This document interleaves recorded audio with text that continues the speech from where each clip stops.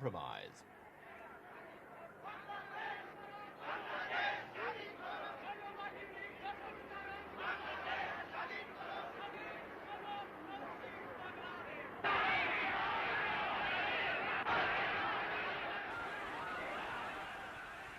As the independence fever swept through the country, even Maulana Bashani, an old political rival of Sheikh Mujibur, offered his support.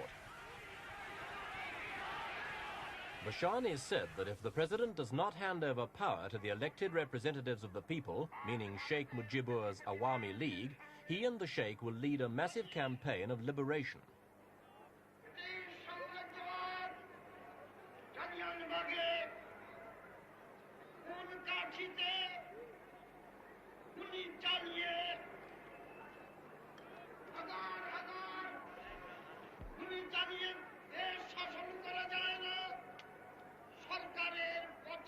Bashani's pledge of support came with a warning to the Sheikh not to compromise with the president.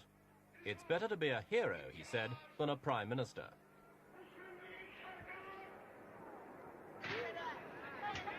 Meanwhile, 2 weeks of the Sheikh's non-cooperation policy had begun.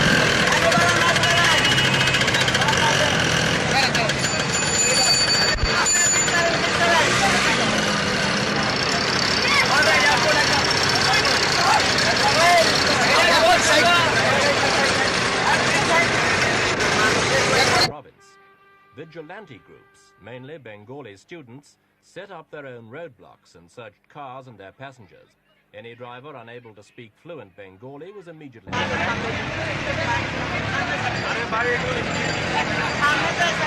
2 men broke away from their questioners and began running. One produced a gun and fired at the rickshaw driver. He was chased, knocked down and stoned to death by a crowd of more than 1,000 people.